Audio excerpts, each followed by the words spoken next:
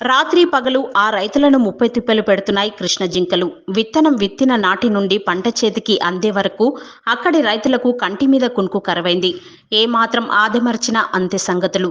పంట పొలాలు వందల సంఖ్యలో జింకల మంద వచ్చి పడుతున్నాయి. కొడితే ఫారెస్టులకు కోపం, వదిలేస్తే అప్పు చేసి వేసిన పంటలకు నష్టం వాటిల్లుతుందని రైతులు ఆవేదన వ్యక్తం చేస్తున్నారు. ఏమి చేయాలో తెలియక 24 గంటల పాటు పంట పొలాలకే పరిమితమయ్యారు ఆ రైతులు. మహబూబ్ నగర్ ఉమ్మడి జిల్లాలోని కృష్ణానది పరివాహక ప్రాంత రైతన్నలకు ఇప్పుడు కొత్త కష్టాలు మొదలైనవి.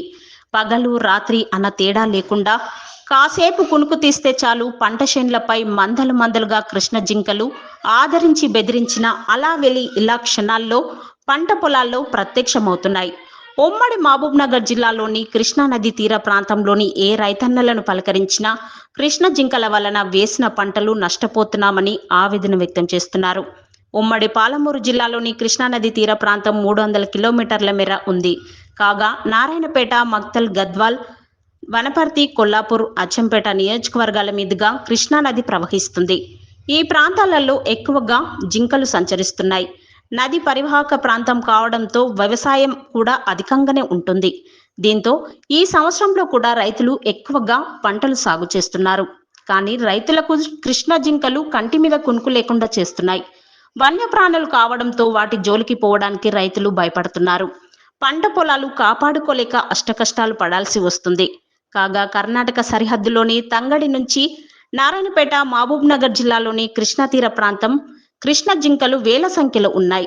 ఒక్కొక్క గుంపులో 100 నుండి 150 వరకు కృష్ణ జింకలు ఉన్నాయి. మందలు మందలుగా పంట చేన్లపై దాడి చేస్తున్నాయి.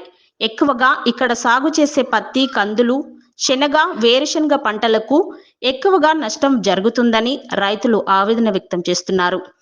కృష్ణ జింకలు షెడ్యూల్ 4 పరిధిలోకి వస్తాయి.